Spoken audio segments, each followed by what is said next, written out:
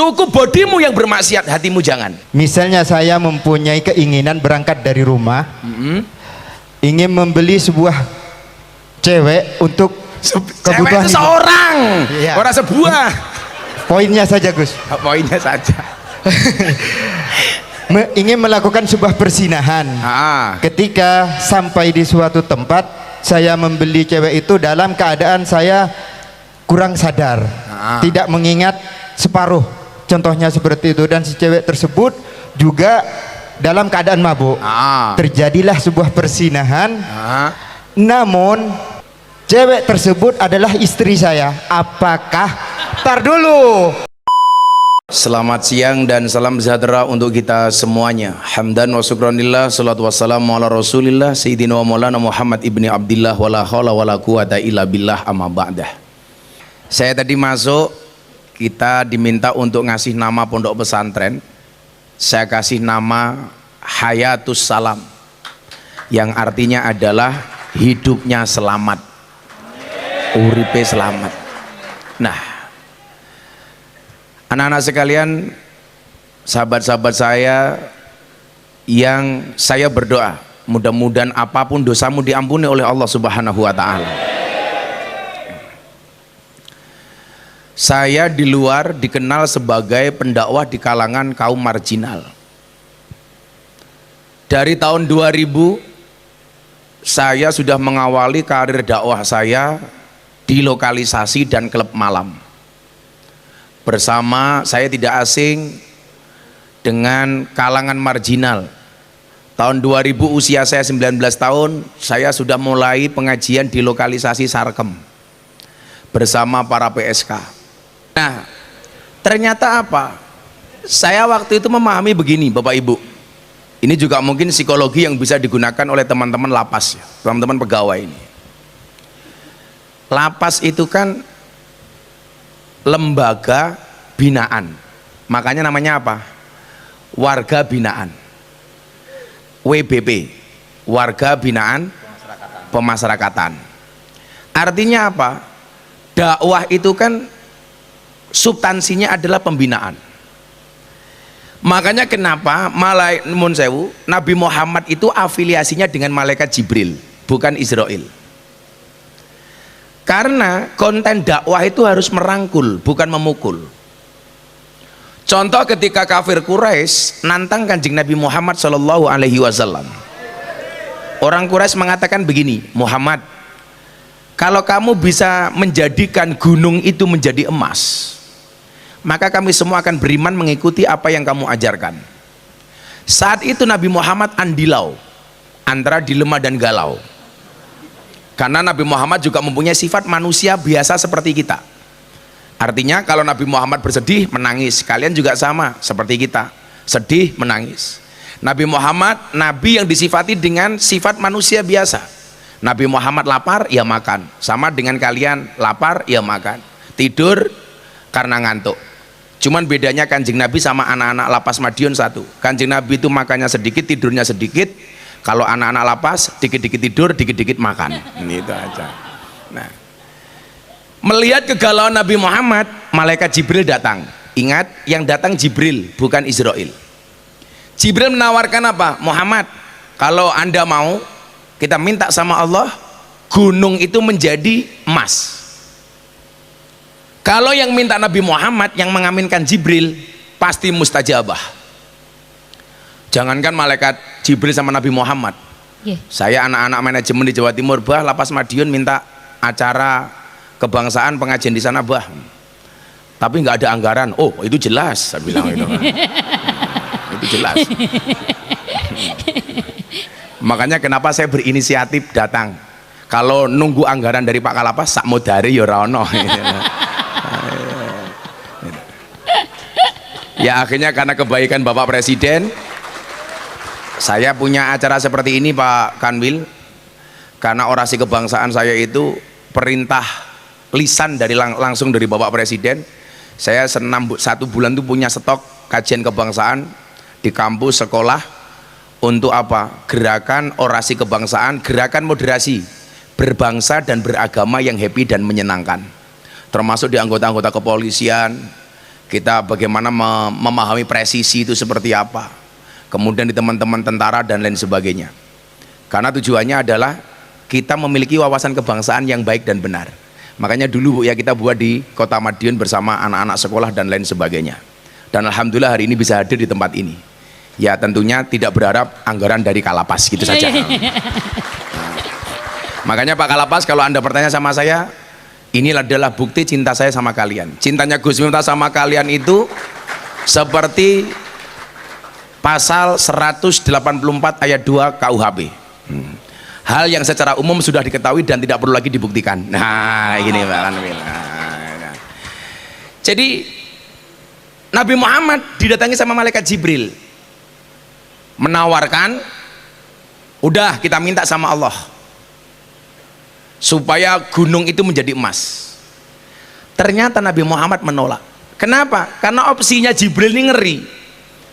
Muhammad, kita minta sama Allah gunung itu menjadi emas, tapi kalau sampai gunung itu sudah menjadi emas mereka tetap tidak beriman, mereka akan mendapatkan azab dan siksaan paling sedih.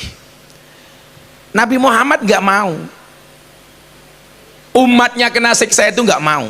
Bahkan orang yang memusuhi dia itu beliau nggak mau. Beliau tanya, jangan Bril, masa disiksa? Kemudian apa? Jibril bilang, kalau kamu tidak mau, ya sudah, kita opsi kedua. Apa opsi keduanya? Kita minta sama Allah supaya mereka dapat pintu rahmat, pintu hidayah. Akhirnya apa yang terjadi? Nabi Muhammad memilih opsi yang kedua. Artinya apa? Nabi Muhammad tidak pernah mengajarkan jalur kekerasan sedikit pun. Makanya hari ini kalau orang berjuang mengajarkan agama dengan kekerasan, yang kamu contoh itu siapa? Nabi Muhammad dengan orang kafir sekalipun yang memusuhi beliau, beliau selalu mengambil posisi qaula layyina, bahasa yang lemah dan lembut. Karena inti dakwah itu mengajak, bukan mengejek. Inti dakwah itu merangkul, bukan memukul. Mengayomi, bukan memusuhi. Sehingga opsi menghancurkan orang-orang kafir itu ditolak sama Nabi Muhammad SAW. Oh jangan. Nah, orang yang kafir saja, yang betul-betul menyekutukan Allah, Nabi Muhammad tidak mau melaknatnya, apalagi hanya dengan orang yang banyak dosa. Makanya saya bilang, Allah itu benci dosa tapi tidak benci pendosa. Jangankan ulama atau siapa, polisi sendiri sekalipun deh, kalau dia berbuat kriminal, ya tetap saja dihukum gitu loh. Betul? Sama saja gitu. Maka saya bilang kalau istilah kriminalisasi ulama itu satu istilah yang sengaja digunakan untuk memprovokasi umat supaya ada kebencian kepada penegak hukum, kepada polisi dan lain sebagainya. Makanya kemarin saya bilang tanggal 1 November saya ada acara sama Kapolri di Bojonegoro. Saya bilang, kebetulan Pak Kapolri itu sahabat saya, Bang, saya bilang, ingat Pak Polisi, Pak Kapolri, saya bilang, badai itu datang tidak untuk mengganggu hidupmu, tapi untuk membersihkan jalanmu. Sama halnya kalian hari ini, badai kemaksiatan, dosa, kriminalitas yang kamu lakukan kemudian diganjar dengan hari ini. Yang kamu harus ingat adalah ini adalah cara Allah membersihkan jalanmu, bukan cara Allah menunjukkan kebencian kepadamu.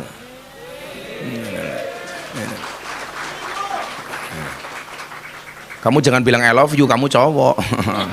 Kan aku zizi.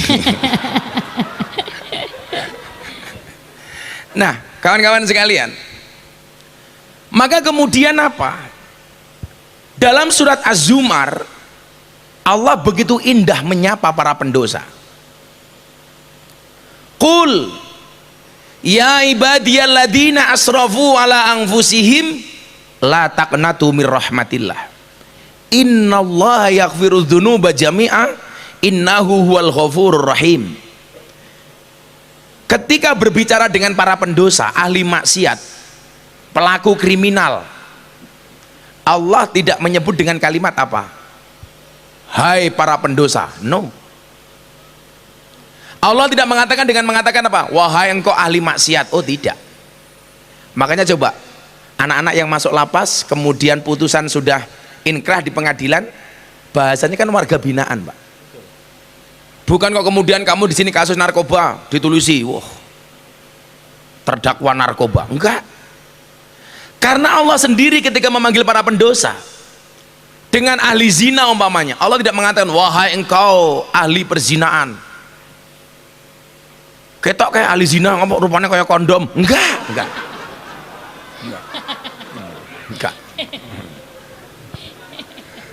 Dengan tukang maling, Allah tidak mengatakan wahai engkau sang pencuri, enggak. Tetapi Allah mengatakan apa? Ya ibadi, hai hambaku. Seolah-olah kalimat itu Allah ingin menunjukkan kedekatannya dengan para pendosa. Ya ibadi, hei hambaku. Samanya mungkin bu wakil wali kota dipanggil suaminya, hei istriku, dengan menunjukkan kedekatan kepada istri. Tapi wong lanang kadang-kadang orang ajar, kok bisa, Bah? Kalau sama istrinya kadang-kadang manggilnya apa, kalau sama istrinya orang lain manggilnya apa. Iya. Betul. Saya punya pengalaman di Belanda. Saya ngaji Pak di Belanda, waktu itu gara-gara kajian saya viral, saya diundang sama wartawan di Belanda. Saya punya teman juragan kaya, bos besar. Masuk toilet, HP-nya dikasih saya, Bu. Gus izin, saya mau ke toilet, HP saya dipegang. HP-nya tak pegang, ada incoming call, panggilan masuk. Tulisannya siapa Pak Kanwil? Security. Saya mikir, masa bos besar security berani telepon, kan nggak mungkin. Mana ada security telepon bos besar itu dari mana itu? Begitu dia keluar, saya tanya, bro ada telepon, siapa Gus? Security. Oh security. Jujur sopo? Bojoku Gus. bajingan ini. Bojone security loh. Dan wong lanang orang ajar Pak, baru menikah, wah gayane kontak di HP namanya siapa? My Angel. Wah. Bidadariku itu kan. 5 tahun kontaknya ganti istriku. Nah, 7 tahun security. 15 tahun gendruwo. 20 tahun Israel.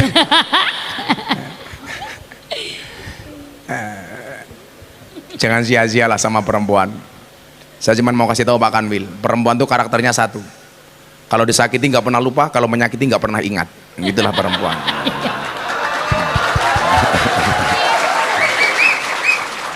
Perempuan nggak punya jabatan saja menakutkan, oh, apalagi wakil wali kota. Biar. Wong lanang lho, Nduk. Sak gagah-gagahe Kapolres lah. Nggih. Lah ning kantor galake kaya ngopo karo anak buah. Ning omah ketemu bojone ya.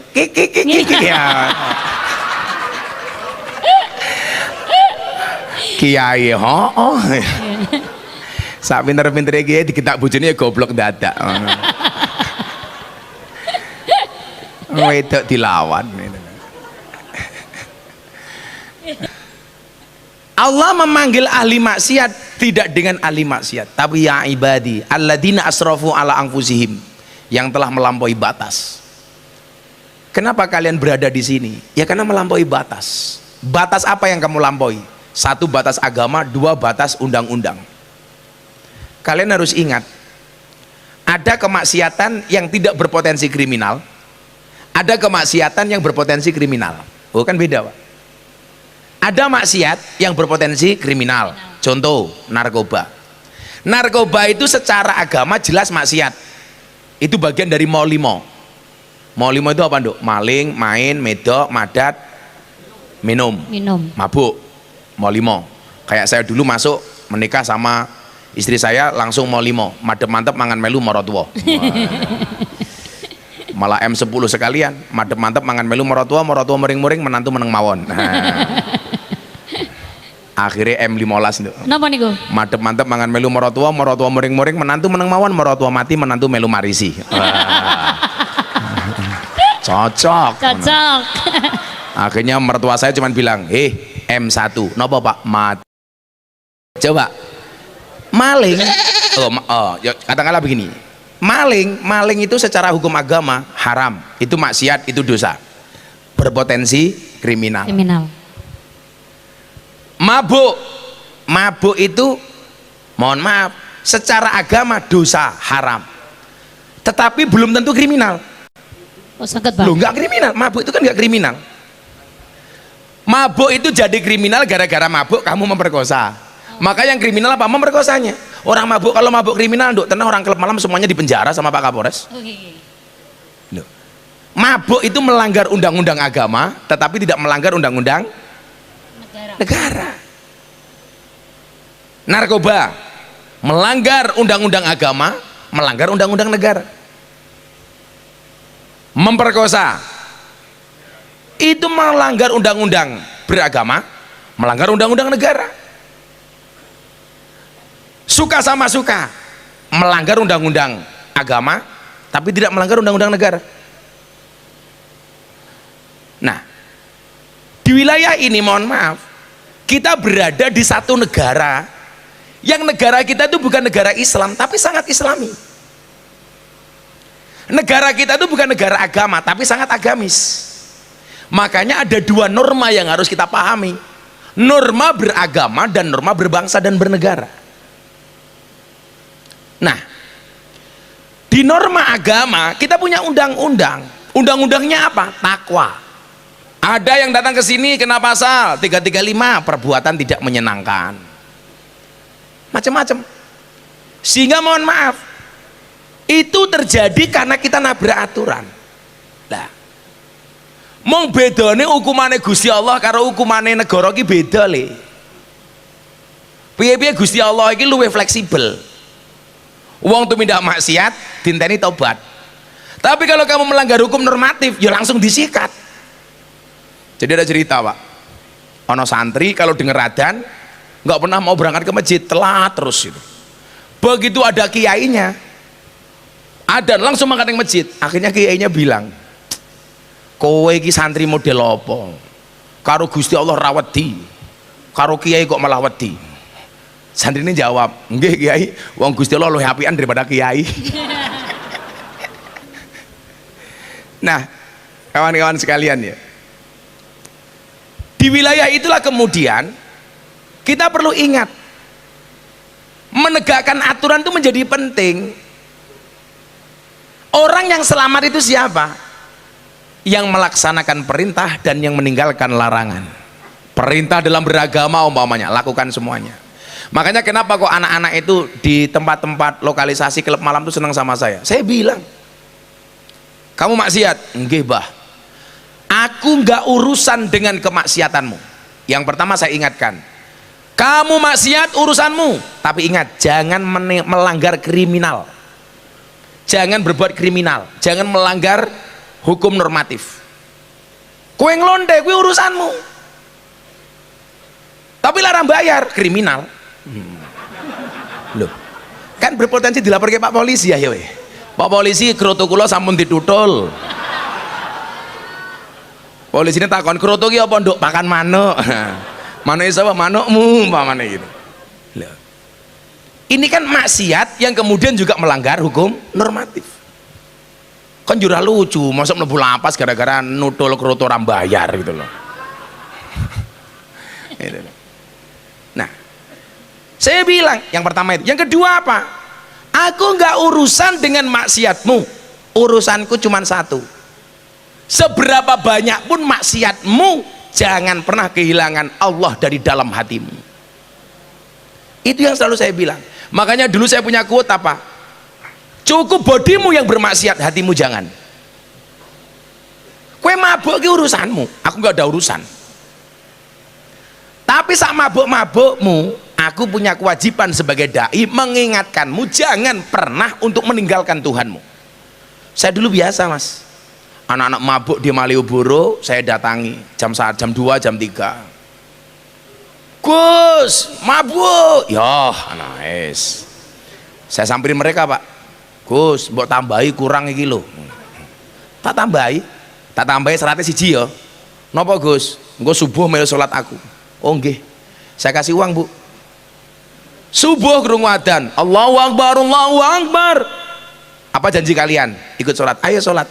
Saya ngimami sholat para pemabuk. Allahu Akbar, di belakang mereka yang ngikuti. Orang mabuk piye itu. Ghairil maghdubi alaihim waladdallin. Harusnya kan amin, mereka enggak. Ghairil maghdubi alaihim waladdallin. Cah mabuk iya. Serampung sholat salam pingsan kabeh. Wis. Kamu tahu nggak? Ada hadis yang bunyinya sholatnya orang mabuk tidak diterima oleh Allah 40 hari. Sejak saat itulah kemudian saya punya quote yang hari ini paling viral di bokong truk. Cukup Rokib dan Atid yang menilai amalku, cangkemmu rasah melu.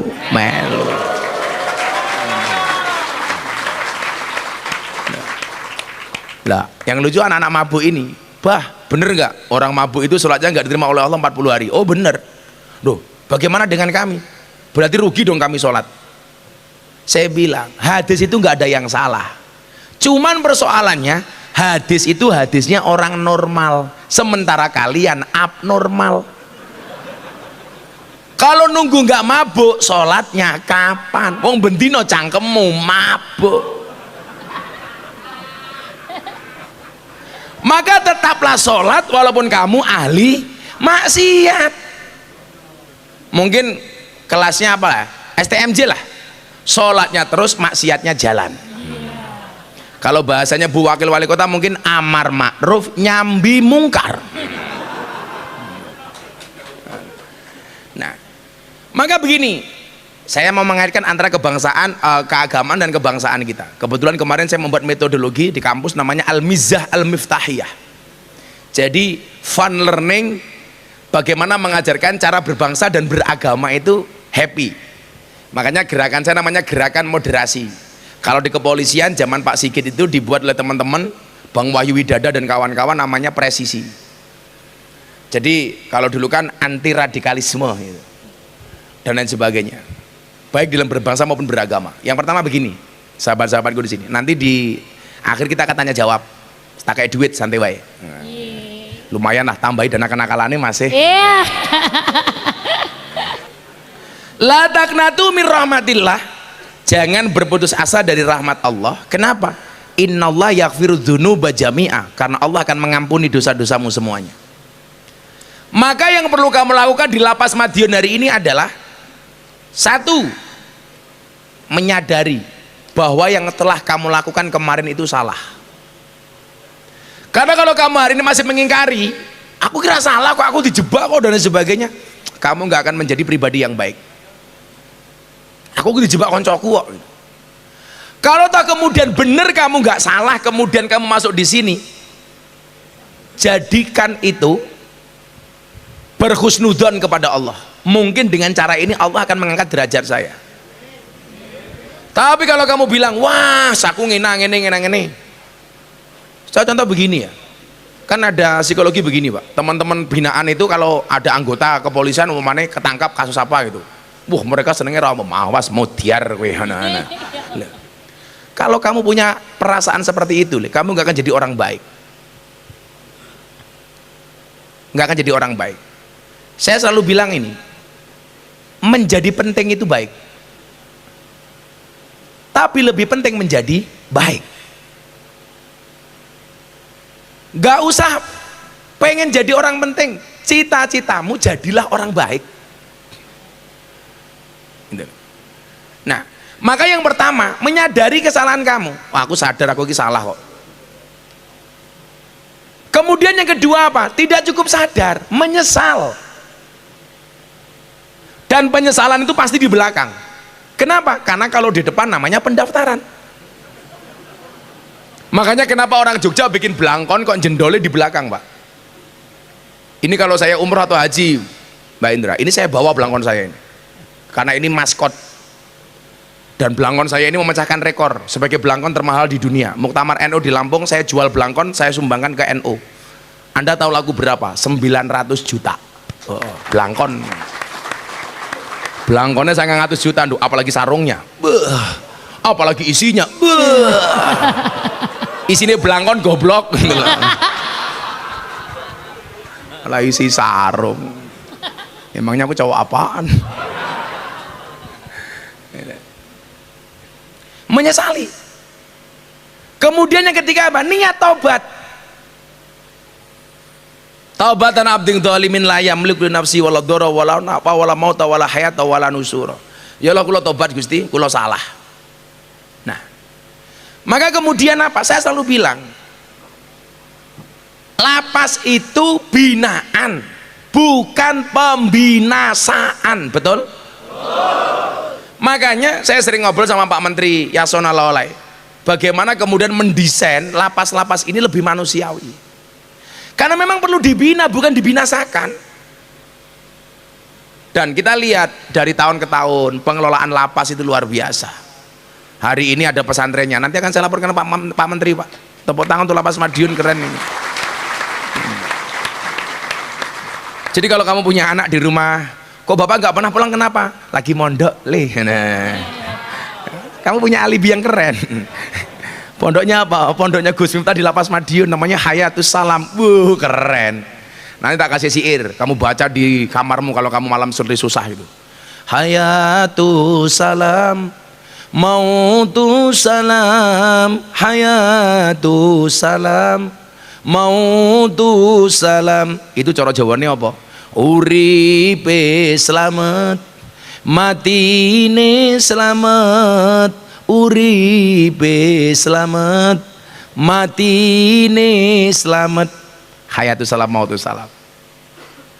Jadi menyadari, menyesali, berjanji tidak mengulangi lagi, taubatan nasuha. Itu baru keren. Kamu berbuat dosa, Allah akan mengampuni. Kamu khawatir, Allah yang memegang kendali. Kamu merasa sendirian, Allah selalu bersamamu.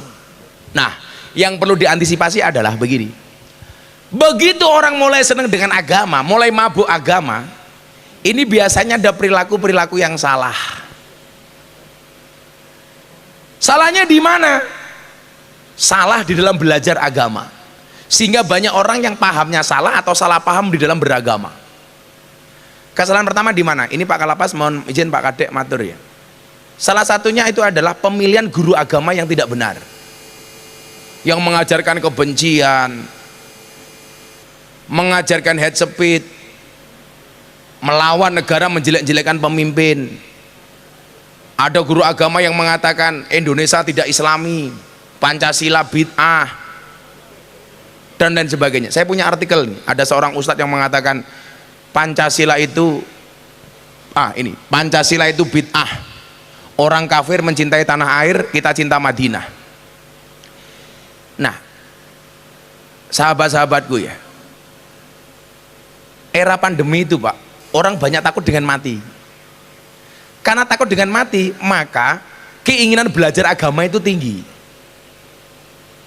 Di saat pemerintah dan kita fokus ngurusi COVID, kelompok-kelompok yang anti pemerintah, yang menjelek-jelekan pemerintah dari kalangan Wahabi, radikalisme dan lain sebagainya, ini mereka fokus Pak, menggalang. Sehingga kemudian apa? Banyak lini masyarakat yang kemudian terpapar paham-paham itu. Nah, pesan saya kepada kalian satu, yuk belajar agama yang benar dari guru yang benar. Jangankan kalian loh, teman-teman polisi saja, teman-teman tentara itu banyak yang terpapar. Ustadz yang jelas menjelek-jelekan negara malah diundang di institusinya, sehingga memprovokasi gitu loh. Lucu, ada ASN, makan digaji dibayar oleh negara, menggunakan fasilitas negara, tapi menjelek-jelekan negara umpamanya. Contoh kemarin saya di Karanganyar Pak, anak SMA. Pak Kiai, saya mau tanya, bagaimana kalau yang mengajak kita membenci pemerintah, pemimpin itu guru kita sendiri, padahal statusnya pegawai negeri sipil, ASN, aparatur sipil negara. Ini kan bahaya Bu. Nah, maka yang perlu dipahami adalah yang pertama, Allah katakan di dalam Al-Quran, fas'alu ahla dzikri in kuntum la ta'lamun. Bertanyalah kepada ahli dzikir ketika kamu tidak mengetahui sebuah persoalan. Nah, carilah guru agama yang benar. Maka saya selalu bilang, orang yang salah pergaulan itu lebih gampang dinasehati daripada yang salah milih pengajian. Yang pertama begini, paham-paham seperti itu jelas tidak pernah diajarkan oleh Kanjeng Nabi. Makanya kemudian saya mendata, saya punya grafik, coba ditampilkan grafiknya, ciri-ciri orang yang berpaham radikal. Coba Anda lihat, Saya acak. Salah satunya apa? Yang nomor 5, orang yang berpaham radikal itu ciri-cirinya adalah memusuhi orang yang berbeda agama, padahal itu tidak pernah diajarkan oleh Kanjeng Nabi.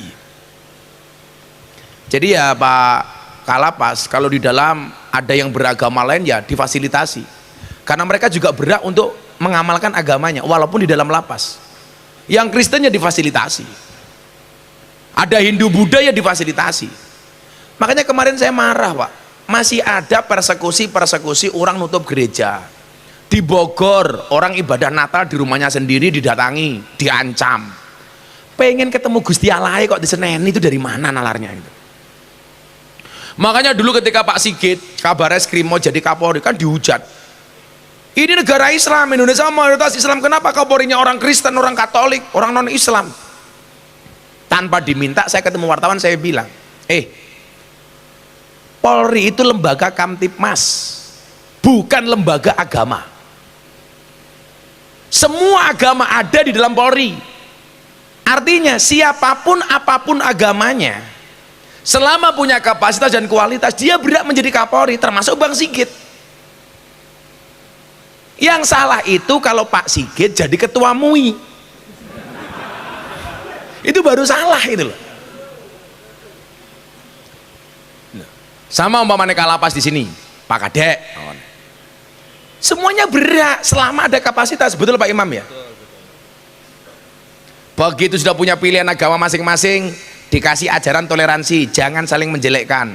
Wala tasubbul ladzina yad'una min dunillah fayasubbullah adwan bighairi ilm. Janganlah sekali-kali kamu menghina sesembahan selain Allah, maka mereka akan menghina sesembahanmu tanpa ilmu dan melampaui batas. Jadi sederhana, kalau kamu pengen Islam tidak dihina, ya jangan menghina agama lain. Kan begitu Bu. Makanya saya kemarin menghadiri acaranya Bu Wakil Wali Kota sama Pak Wali ketika launching taman apa itu Bu? Yang ada Ka'bahnya, ada macam-macamnya itu. Itu bagian dari kebinekaan. Itu loh. Toleransinya lakum dinukum waliyadin. Selesai. Maka saya bilang di wilayah itu kalian harus paham, Indonesia itu rumah besar. Rumah besar bangsa Indonesia itu ada 6 kamar. Ada Islam, Kristen, Katolik, Hindu, Buddha, Konghucu. Bagaimana supaya bangsa ini bisa nyaman dan tentram? Kembalilah ke kamarnya masing-masing. Jangan ngurusi kamarnya orang lain. Oh saya ini jangankan kamar agomo, blok-blokmu lah, blok A, blok B, blok C. Bocah blok C kok ngisro ning blok A, ya digulung tenan kok.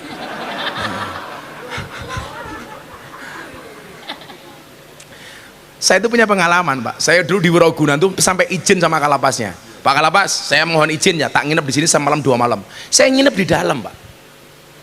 Saya butuh tahu karakternya teman-teman di dalam itu seperti apa. Saya beberapa hari di situ, kemudian saya mendapati begini, orang yang kemudian sadar menyesal itu perubahannya cepat.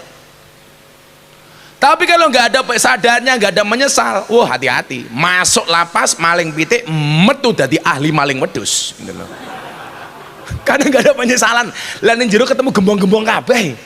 Nah, kita blok saja dimasukin orang lain kita tersinggung kok, apalagi wilayah agama. Ya nggak usah, sudah kembali ke kamarnya masing-masing. Saya Islam ke masjid, Anda Kristen Katolik ke gereja, Hindu wihara, selesai toh. Makanya kemarin pidato saya yang viral, saya bilang begini, saya mendorong umat Islam untuk masuk ke masjid, karena masjid itu fasilitas untuk menjadi orang baik bagi orang Islam. Karena kalau orang Islamnya baik, orang non Islamnya akan selamat. Saya mendorong orang Kristen untuk masuk gereja. Kenapa? Karena gereja itu fasilitas bagi orang Kristen untuk menjadi orang Kristen yang baik. Kalau orang Kristennya baik, orang Islamnya aman. Kalau orang Islamnya baik, orang Kristennya aman. Orang Kristennya baik, orang Islamnya aman. Kalau Islamnya baik, Kristennya baik, Hindunya baik, Buddhanya baik, Konghucunya baik, Indonesia aman. Kan begitu pemahamannya. Saya bilang begitu dihajar di medsos, Miftah ngawur, mencampur adukkan semua agama. Mbok rungokne omonganku cuk. Yang mencampur adukkan di mana? Meyakini agama yang kita peluk benar hukumnya apa? Wajib. Tapi bukan berarti kita diperbolehkan untuk menyalahkan agama orang lain. Saya Islam, inna dina indallahil Islam. Menurut saya Allah mengatakan agama di sisi Allah adalah Islam. Wajib, wong saya muslim kok. Tapi dalam konteks Pancasila saya tidak boleh mengatakan ngopo kayak wong Islam, wong Kristen nyembah salib kok goblok temen. Nah, kawan-kawan sekalian, sampai Nabi Muhammad mengatakan demikian. Janganlah seorang anak menghina bapaknya sendiri. Kemudian para sahabat bertanya, Nabi, emangnya ada seorang anak menghina bapaknya sendiri? Oh ada. Siapa? Seorang anak yang menghina bapaknya orang lain, makanya anak orang lain berpotensi menghina bapaknya sendiri. Ya kalau kamu pengen bapakmu gak dihina, jangan menghina bapaknya orang lain, Le. Kalau kamu pengen agamamu dijaga, ya kamu jangan menghina agama orang lain. Sesimpel itu gitu. Maka orang radikal itu tidak bisa menerima perbedaan agama. Semua orang dikafir-kafirkan. Bila perlu halal darahnya kayak jamaah Ansarut Tauhid, Ansarut Daulah. Saya nggak mau ketika kamu di sini bertaubat, kemudian keluar ketemu guru agama yang salah. Itulah alasan kenapa saya pengajian bersama teman-teman artis di Jakarta, untuk membentengi teman-teman artis dari paham-paham seperti itu. Baru belajar agama Pak, atas nama hijrah, wah semua orang disalah-salahkan, dikafir-kafirkan. Makanya kalau kamu besok keluar, lihat Gus Miftah, jamaahnya ngeri-ngeri, rondo-rondo, Wika Salim, Aura Kasih, Nikita Mirzani, Selin Evangelista, yang paling baru idolanya Pak Kalapas, Lucinta Luna.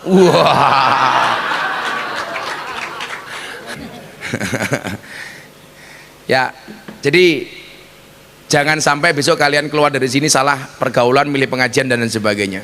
Pokoknya kalau ada orang udah mengatakan Pancasila tidak cocok dengan Indonesia, wis ora usah dieloni gitu aja. Gampang itu. Pancasila itu bid'ah. Kita harus sama dengan Kanjeng Nabi. Kanjeng Nabi nggak kenal Pancasila, yo matamu gue kok. Yo mana bisa kita bisa sama dengan Kanjeng Nabi, kan nggak mungkin itu. Mungkin itu sebagai pembukaan. Saya mau ada tanya jawab, apapun kalian tanya, silakan. Saya mohon izin Pak Kalapas, yang tanya tak sangoni, ben semangat. Tak kasih kaos, tak kasih sangu. Kiai sugih pada oke. Amin. Mbah siapa namanya? Mbah Nasir, Pak. Sudah cedak mikir Mbah. Mbah Nasir. Cie, lu gue kursi ini rondo cie. Mbah Nasir, aslinya mana Mbah? Dalam Lampung. Sejidak Mbah. Oh Lampung. Aku yo Lampung loh Mbah. Rasa sini aku Mbah. Lampungnya mana Mbah? Metro. Oh Metro. 16C. Di 15 Pelos. 15 Pelos. Di sini udah mulai kapan? 2002. 2002. Ya. Kasusnya nopo?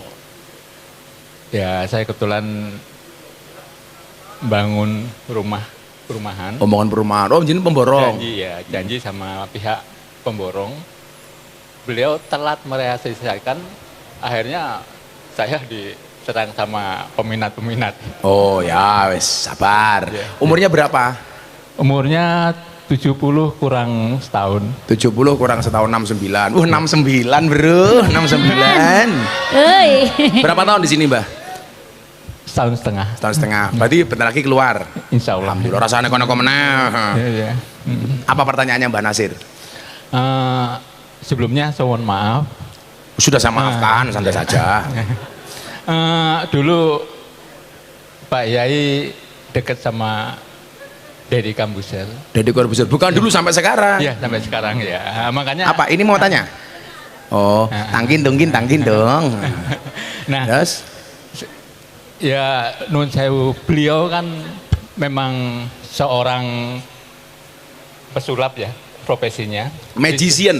Di samping itu juga nun sewu beliau non muslim. Pertanyaan saya, Pak Gus waktu itu tahu persis bagaimana Deddy Corbuzier bisa menjadi mu'alaf. Nah, itu yang membuat Deddy Corbuzier menjadi masuk Islam. Apa? Lah apa? Nah, nah itu pertanyaannya. Iya. Penasaran saya. Oke. Pertanyaan tentang si botak Deddy Corbuzier. Saya dulu kenal Deddy Mbah gara-gara saya ceramah di klub malam. Ceramah saya viral. Saya solawatan sama Mbak Purel. Waktu itu belum ada lagu Mangku Purel, belum ada Mbah. Lah singkat cerita saya diundang di acaranya Deddy Corbuzier. Acaranya hitam putih, Trans 7. Saya itu paling anti mengajak orang beragama bagi orang yang sudah punya agama. Karena saya tahu Deddy Corbuzier non Islam, saya tidak pernah berbicara agama.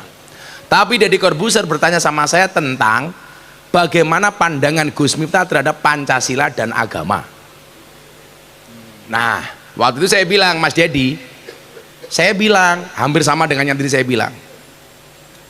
Kalau ada orang mengatakan dalam konteks Pancasila semua agama itu benar, saya bilang itu salah.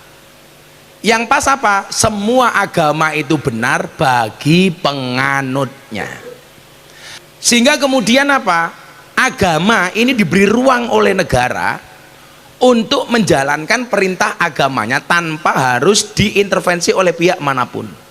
Dalam konteks Pancasila. Berapa agama? Ya 6 agama yang legal itu. Lah ternyata apa? Semakin diskusi, Deddy tertarik dengan banyak pemikiran saya. Contoh, ketika kasus ada ormas Islam yang sok Islami itu, bulan Ramadan ada rumah makan buka, tutup rumah makannya, takbir, Allahu Akbar. Lah Deddy tanya sama saya, bagaimana Gus Miftah melihat perilaku seperti itu? Saya bilang, Mas Deddy, saya nggak termasuk orang yang tidak setuju dengan orang-orang yang gampang teriak takbir, apalagi takbir hanya untuk menutup rumah makan. Kalau saya ketemu Pak Imam lihat rumah makan bulan Ramadan, saya tidak akan teriak takbir, tapi traktir.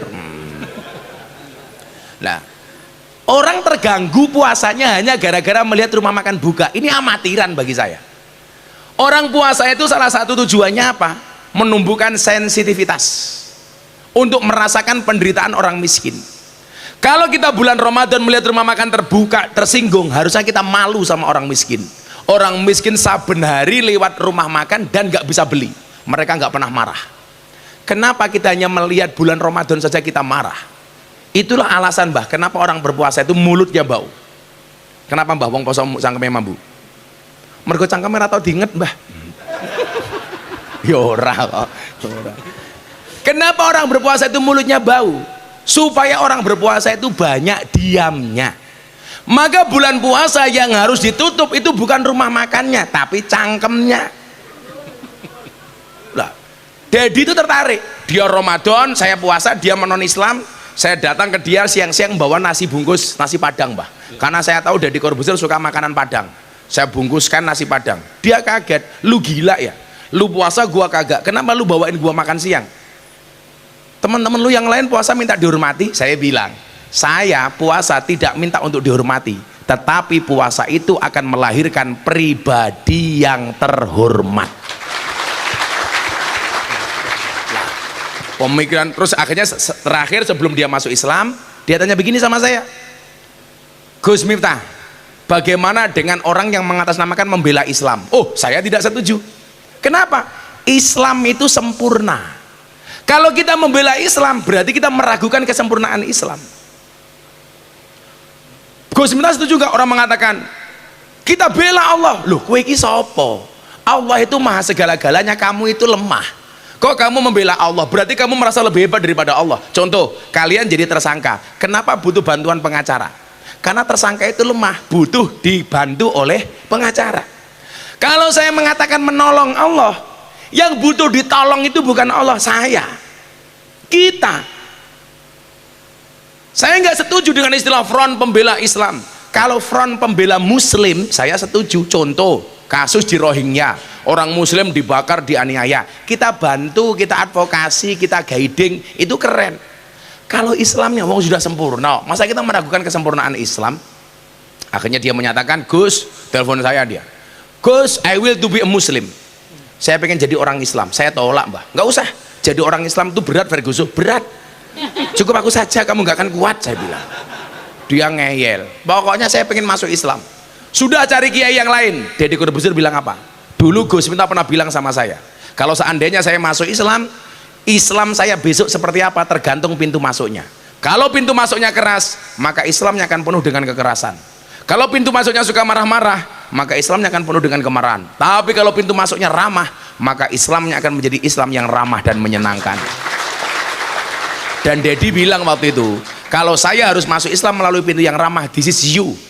berarti harus melalui kamu, bukan yang lain. Saya tanya kenapa? Kan dulu Gus Miftah pernah asik pengajiannya di kampus, bisa masyarakat umum, bisa di lapas, bisa lokalisasi, bisa bersama para begenggek, bisa, kan asik. Rasa ngono kuwi, rasa melu-melu. Ngaten Mbah nggih, moga-moga Mbah Nasir selamat, sehat. Alhamdulillah. Mbah tak sangoni Mbah 300.000. Wah. Tambahi dana kenakalannya masih. kasih kaos dari Main ID kaosnya tuh. Dia masih di sini, Mas. Assalamualaikum Gus. Waalaikumsalam Pak, sinten namine? Nama saya Gatot Subroto. Ngeri sekali Gatot Subroto.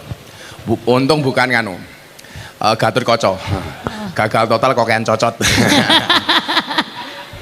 Pak Gatot dari mana Pak Gatot? Dari Lampung Gus. Oh, Lampungnya mana? Lampung. kabeh muter ya. Saya itu lahir di Lampung, Pak. Mbah saya itu Ponorogo. Lampung Timur. Lampung Timur meneh. Aku ya Lampung Timur, Cok. Ngono lho. Kasusmu apa, Bro? Narkoba Gus. Narkoba apa? Sabu. Sabu pirang on? Setengah U. Setengah on. Setengah on setengah kilo. Setengah U.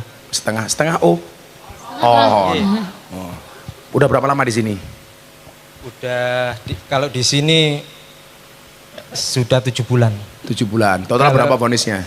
12. Menyesal enggak? Menyesal. Alhamdulillah. Apa pertanyaannya, Pak? Siapa tadi namanya? Gatot. Oh, Gatot. Iya. Piye, Tot? Ini berdasarkan tema Gus kebangsaan. Jadi yang akan saya tanyakan, bagaimana menanamkan jiwa cinta tanah air kepada anak-anak kita Gus. Karena selama saya masih di luar, saya banyak melihat anak-anak muda itu tidak bisa menyanyikan lagu Indonesia Raya Gus. Bagus ini. Terus untuk agama, untuk ngaji segala macam, sekarang karena banyak game, jadi untuk nyuruh anak-anak ngaji itu juga susah Gus. Itu aja. Ini api pertanyaan nih, menanamkan nilai-nilai kebangsaan. Kue 500.000, api pertanyaan, api. Jadi begini Pak Gatot, masih ingat nggak? Mungkin kayak teman-teman polisi tentara itu. Mbah-mbah kita dulu kalau bikin rumah, ini yang di tengah ini namanya apa? Gubung. Pak Kadek mungkin masih kan yang tua-tua Pak Imam ini. Dulu dikasih apa Pak? Padi. Merah putih Pak. Merah putih dulu. Saya baca ceritanya begini. Jadi dulu orang Jawa itu kalau bikin rumah, di depan rumah itu dipasang 3. 1 padi, 2 pisang raja, 3 bendera merah putih. Ternyata apa? Ini memancing kemarahan Belanda. Kenapa kita memasang bendera merah putih? Untuk membangkitkan semangat nasionalisme. Nah, karena diancam bunuh, akhirnya mbah-mbah kita dulu bikin inisiatif. Masang bendera merah putihnya, itu tidak di depan rumah, tapi dipasang di wubung. Untuk membangkitkan semangat rasa mencintai bangsa ini. Sehingga kalau rumah dulu kan seperti ini Pak, nggak ada plafonnya, nggak ada ethernetnya. Jadi begitu duduk di ruang tamu begini, melihat merah putih, muncul kebanggaan terhadap bangsanya. Karena merah putih itu kehormatan, merah putih itu jati diri.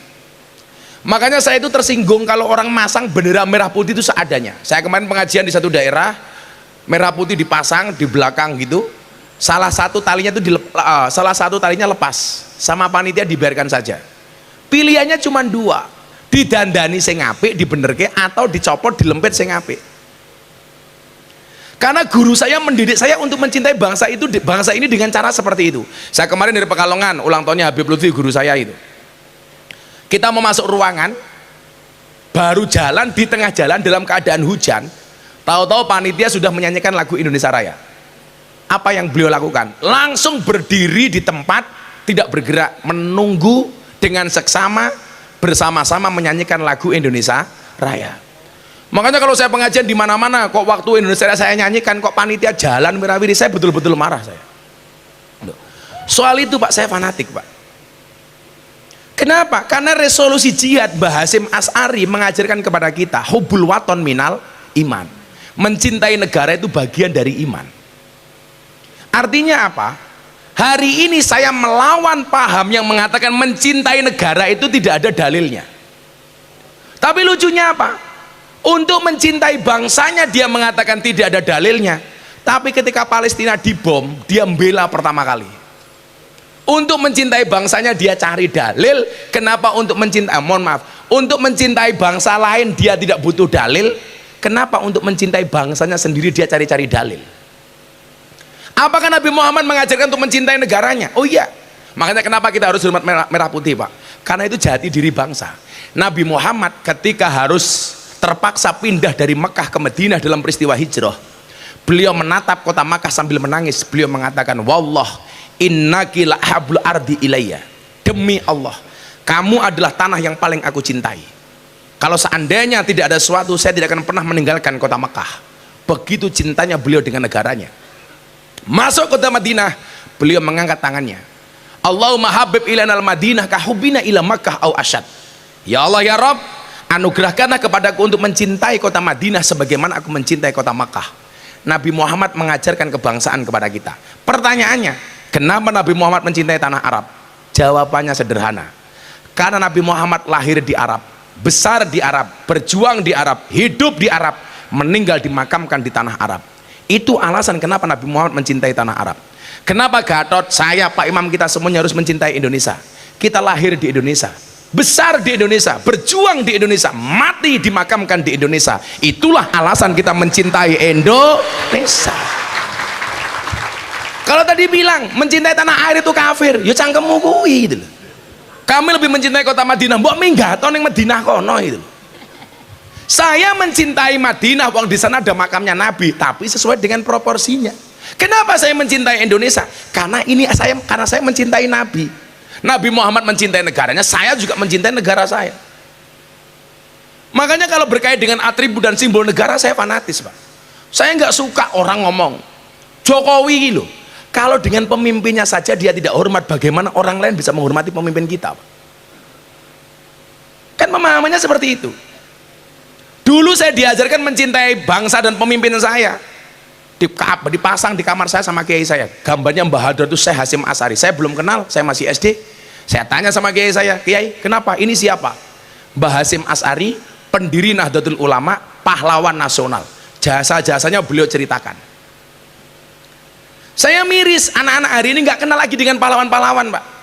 Karena pendidikan hari ini tidak mengajarkan untuk mencintai negaranya, untuk mengenal pahlawannya. Dulu kalau saya kecil, ada pelajaran pendidikan sejarah perjuangan bangsa. Saya kenal dengan nama-nama pahlawan.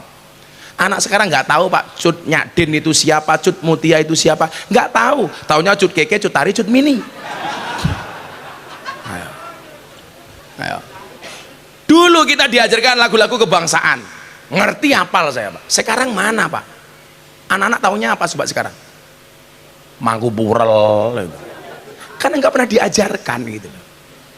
Coba kamu pesan sama istri-istrimu di rumah, sampaikan kepada mereka, tolong didik wawasan kebangsaan yang benar untuk anak-anak kita. Karena hati-hati, Pak. Lah, salah satunya pemicunya adalah itu tadi, provokasi yang mengarahkan kepada kita dengan paham-paham yang tadi saya sebut paham radikal. Lah, makanya perlu lagi pendidikan-pendidikan yang berbasis sejarah. Bagaimana kita mengenal nama-nama pahlawan. Saya hafal betul, Pak. Salah satu muridnya Mbah saya Ponorogo itu namanya Ontowiryo. Pak Gatot tahu siapa nama komplit Ontowiryo? Kiai Haji Bendoro Raden Mas Abdul Hamid Ontowiryo Mustahar Heru Cokro Senopati Engalogo Sayyidin Panotogomo Amirul Mukminin Khalifatullah Tanah Jawa, pahlawan Gua Selarong, Pangeran Diponegoro. Saya sampai sejauh itu. Oh, Pangeran Diponegoro itu apa? Kehebatannya saya pelajari. Pak Gatot tahu pertempuran Diponegoro dengan Belanda terjadi kapan? 1830 sampai 1835, berarti habis maghrib. 1830 jam. Jodoh. Itu pola-polanya, Pak ya. Ya, tak kayak duit. Oke, api pertanyaan ini. Mang atau saya mu.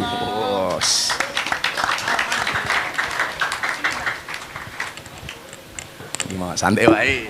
Bar sangoni langsung disita karo sipir. Ora. Nah, makasih Pak Gatot ya. Rasa nakal meneh, tobat yang jero. Genter iso. Ayo Pak, siapa namanya? Joko Purwanto. Joko Purwanto. Jaka Purwanto gagah loh Joko. Joko ngena ini. Pak Joko dari mana Pak Joko? Dari Magetan. Oh Magetan. Kasusnya apa Pak Joko? Narkotika. Narkotika lagi. Apa bentuknya? Sabu, ekstasi? Sabu berapa on? Pahih, Pak. Pahi. Cangkeme. Pahi paket himat. Pahi. Berapa tahun Pak Joko? 4 tahun. 4 tahun. Udah berapa lama di sini? 1 tahun. 1 tahun. Menyesal toh? Sangat menyesal. Sangat menyesal. Besok jangan diulangi Pak ya. Pasti, Pak. Ya. Masih punya keluarga di rumah? Alhamdulillah, Mas. Bojone ra njaluk pegat toh? Mboten. Oh, itu masih nikmat itu loh. Sing celaka wis mlebu penjara, bojone njaluk pegat. Sing celaka meneh mlebu penjara, bojone didemeni wong.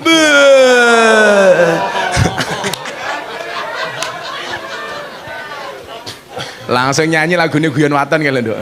Kowe lunga pas aku ngajeng-ngajengi kae. Apa Pak Joko pertanyaannya Pak Joko?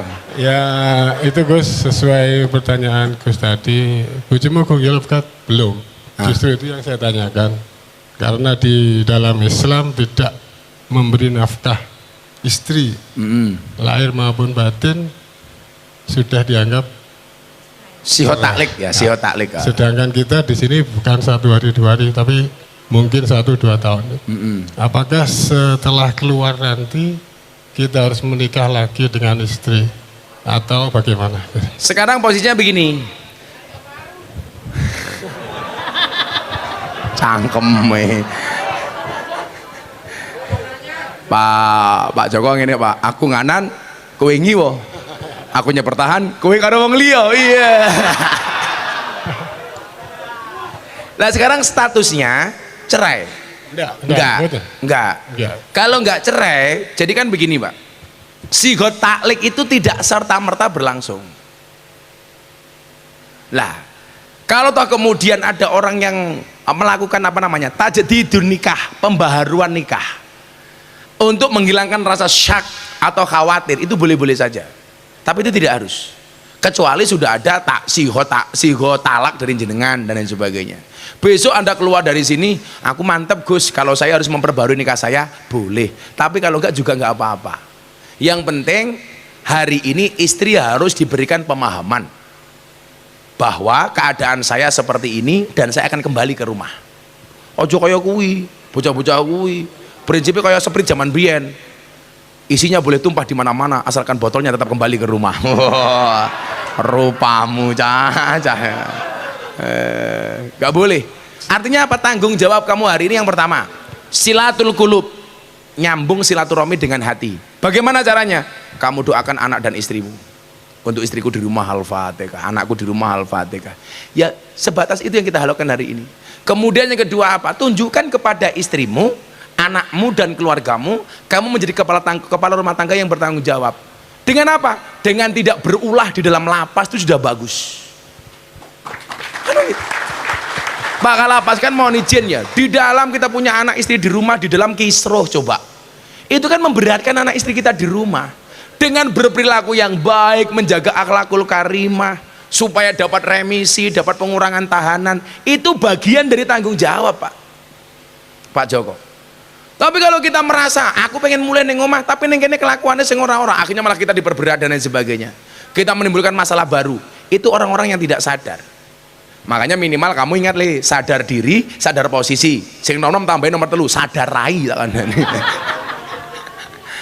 Didoakan saja Pak Joko. Kalau seandainya pulang besok harus memperbarui nikah supaya mantap, ya nggak apa-apa. Sebenarnya tidak harus. Itu. Kecuali ada ketidakrelaan dari istri, kemudian istri menggugat, itu persoalan lain. Insya Allah jangan. Insya Allah tidak, amin. Matur nuwun Pak Joko, ndang tobat. Nah, yang punya masalah kayak gini nggak cuma Pak Joko kok. Oh, raimu oke sing ngono kuwi gento. Ayo terakhir sini. Udah bunyi kayaknya. Mas siapa namanya? Saya Imam Sumantri. Imam Sumantri. Sumantri dari mana Mas Imam? Surabaya. Oh Surabaya. Piye kabarnya Cuk? Kasusmu apa bro? Narkoba. Oh narkoba juga. Oh, banyak Pak Kalapas di sini narkoba ya. Gudangnya gitu ya. Apa? Sabu juga? Sabu nih. Berapa lama di sini? Saya sekitar hampir 2 tahunan. Vonisnya berapa total? 7. Sudah pernah dapat remisi? Iya. Alhamdulillah, Idul Fitri itu ya. Oke, pertanyaannya apa Pak?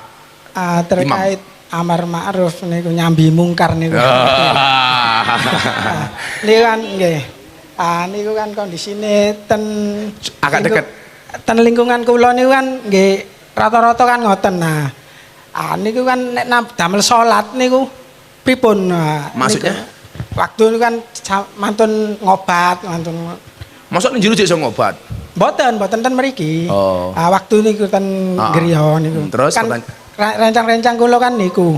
Banyak yang yang pakai. Nggih. Terus kamu kalau habis pakai sholat bagaimana gitu? Nggih, iskal ten mriku. Lah napa dengan apa ayat-ayat yang berbunyi apa celakalah orang-orang yang sholat itu yang ketika itu gimana maksudnya apa?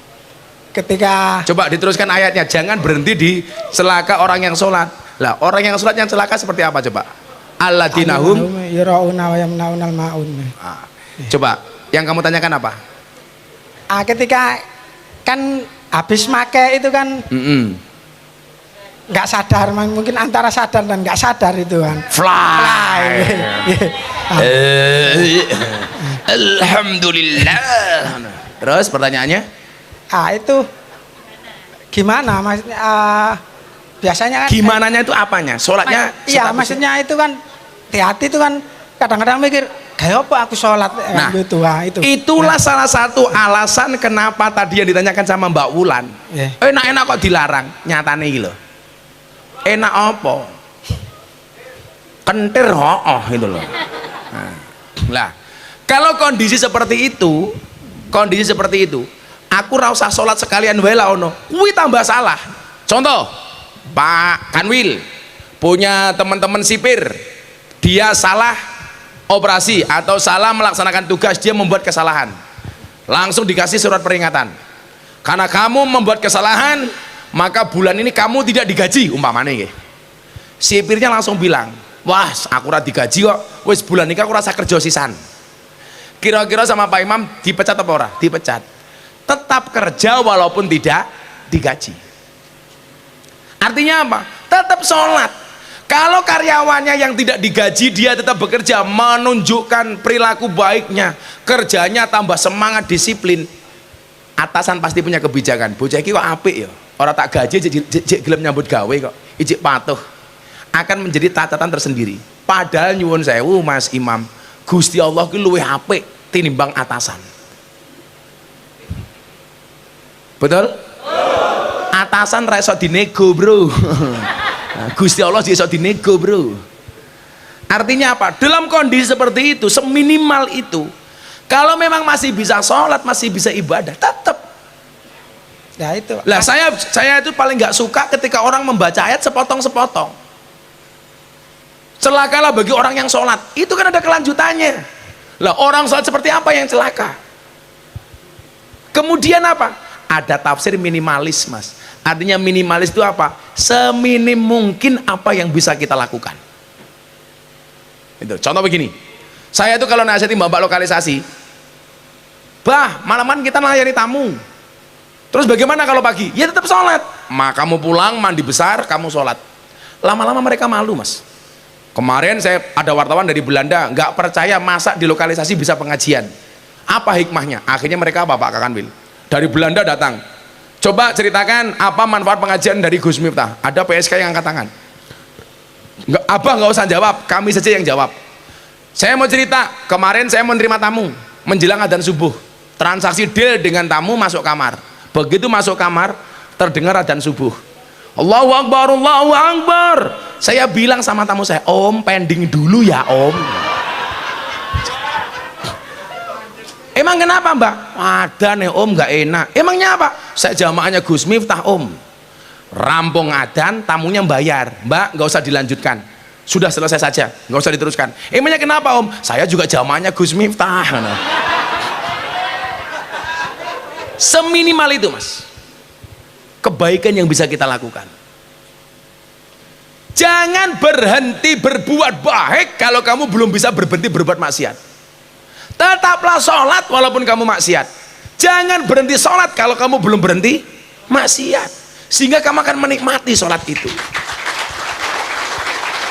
Kok orang malah sok suci Mas, dilik karo Al-Quran, fala tuzaku anfusakum huwa a'lamu bimanittaqwa. Hei, kamu jangan sok suci, Dia Allah yang paling tahu siapa yang bertakwa di antara kalian.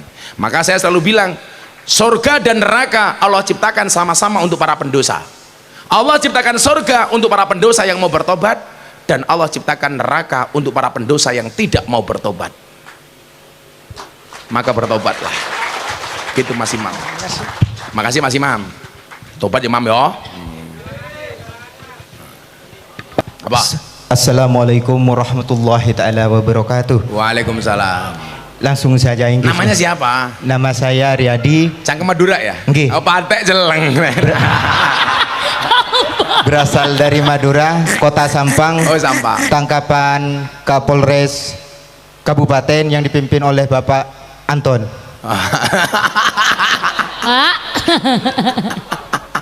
Ini Lora dari Madura nih. Lora Anas ini. Dari Pamekasan dia. Madura juga. Eh? Pak Imam Madura Ini juga. Madura juga. Durma Babu deh.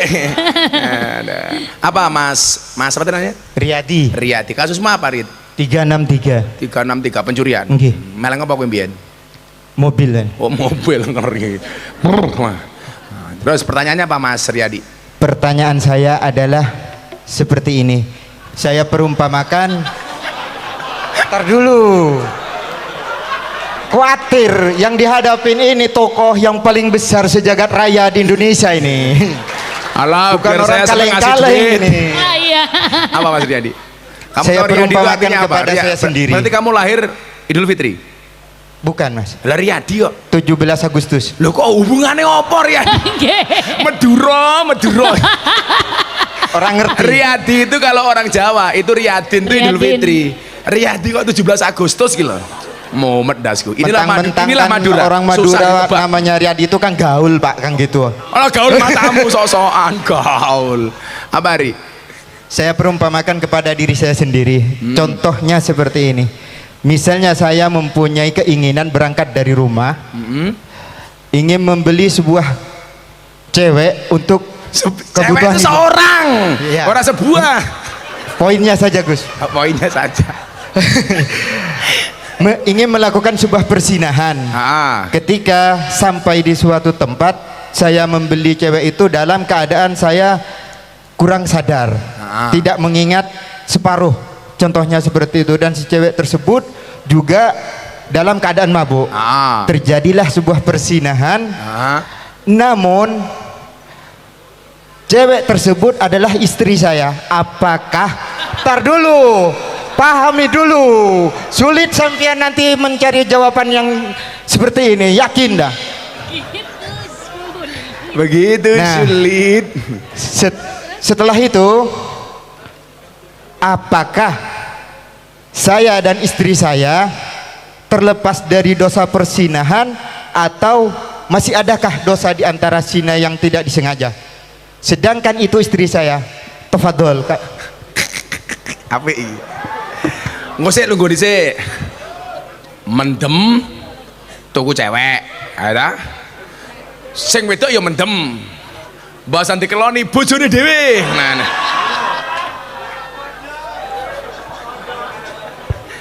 Begitu sadar, "Loh Mas."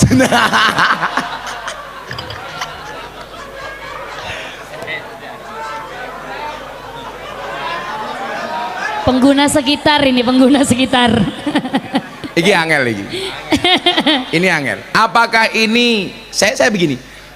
Kalau fikih itu kan memang harus kajian mendalam. Niatnya tuku cewek. Bayar, ada. Begitu dikendu. Ada. Pada ketawa toh? Ya, jos. Tanggapan Polres Kabupaten mana, woi? Allahumma sholli ala Muhammad. Madura dilawan gitu loh. Madura dilawan. Nah, pertanyaannya kemudian adalah, apakah ini dihukumi zina? Kalau mau dihukumi zina, kok istrinya sendiri? Kalau tidak dihukumi zina, wong iki beli niatnya zina itu loh. Zina. Apa? Apa? Nah, agama itu kerennya begini Mas Riyadi. Orang itu niat berbuat jelek, perbuatan jelek itu sudah dilakukan saja, Allah melarang malaikatnya untuk langsung mencatat sebagai perbuatan dosa. Ditunggu bertobatnya. Tapi sebaliknya, orang niat berbuat baik, baru niat saja, itu sudah dianggap berpahala. Sudah nanti mau berzina, Saya niat berbuat maksiat itu tidak dicatat oleh Allah. Bahkan sampai saya berbuat, Allah masih membuka pintu tobatnya. Tak enteni tobatmu. Kowe teko karo aku apa ora? Makanya kemudian ada hadis yang bunyinya apa? Idza ahabba abdi liqa'i fa ahbabtu liqa'ahu. Ketika seorang hamba cinta ketemu dengan aku cinta ketemu dengan hambaku. Wa idza kariha liqa'i fa karihtu liqa'ahu. Tapi ketika seorang hamba benci ketemu dengan aku benci ketemu dengan hambaku. Masya Nah, Allah. kalau dilihat dari kasusnya ini, niat perzinaannya ini termansuh dengan apa? Dengan kehadiran sang istri. Piye-piye bojomu halal kok. Ini akan menjadi repot kalau saya mengatakan haram. Piye-piye bojomu kok. Apalagi orang dalam keadaan tidak sadar. Makanya kenapa kemudian dikatakan rufi al qalamu an salasin. Hukum itu tidak diberlakukan atas 3 macam golongan. 1, anak kecil sampai dia balik. Jadi kok anak kecil nggak puasa, nggak sholat, nggak dosa sampai balik. Yang kedua apa? Orang gila sampai dia sembuh. Orang mabuk itu kategorinya hampir sama dengan orang gila. Lah, artinya kalau dia sampai katakanlah berbuat zina seperti itu, adalah bojone dhewe, nanti kamu bisa lihat. Kemudian ketiga apa? Orang tidur sampai dia bangun. Jadi kalau mau tidur besok sama istri kamu, turu, moro-moro ngantem bojomu. Ora dosa kowe gitu loh, ora dosa. Sing dosa iki lak pura-pura tidur. Nah, itu so. Jadi kalau saya melihat kasusnya seperti itu, bagaimanapun dia istri itu bukan perzinahan. Kalau masalah niat dari rumah, apa belum termasuk zina niat? Apanya?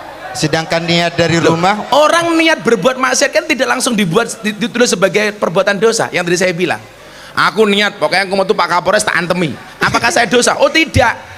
Kalau saya bareng antemi Pak Kapolres itu dianggap sebagai perbuatan dosa, itu pun masih ditunggu tobatnya secara agama. Kalau norma hukum beda lagi loh ya, hukum normatif. Gitu loh.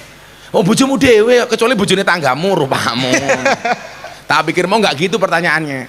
Mendem niat zina, atau begitu tengah-tengah perzinaan urung metu kelingan, waduh dosa aku mandek ngono pikirku mau. ya tetap Ternyata bojone dhewe. Emane. Kayak orang puasa siang-siang lupa kalau dia berpuasa. Ketemu istrinya, akhirnya hubungan suami istri. Di tengah-tengah hubungan suami istri belum selesai kelingan. Ah, aku ki poso toh. Pertanyaannya dirampungin dhisik baru leren apa langsung leren? Ayo modar kowe, ayo modar. Ayo. luar biasa. Subhanallah. Harus langsung subhanallah matamu, subhanallah. Jawabannya luar biasa, Gus. Harus langsung sama halnya begini jawabannya. Kamu minum kopi. Lupa kalau kamu puasa. Begitu di tengah-tengah minum kopi, kamu ingat apa yang harus kamu lakukan? Langsung berhenti melanjutkan puasanya. Di tengah-tengah makan, blak-blak, pedes. Aduh, aku ki poso. Langsung berhenti, jangan minum dulu baru berhenti gitu loh. Apik pertanyaan, terima kasih Mas Riyadi, kerennya tak kayak duit. Apik nya Mas Riyadi, rasa nakal. Wah, ini yang nangkap ini. Iya. Ternyata bisa reuni di sini. Yuk kita selawatan yuk. Shallu ala Nabi Muhammad. Salatullah salamullah ala toha rasulillah. Salatullah salamullah ala yasin Habibillah. ala yasin habibillah. Tawassalna bi bismillah wa bil hadi rasulillah wa kulli mujahid. Berdiri nggak apa-apa tapi tertib. Lil badri ya Allah.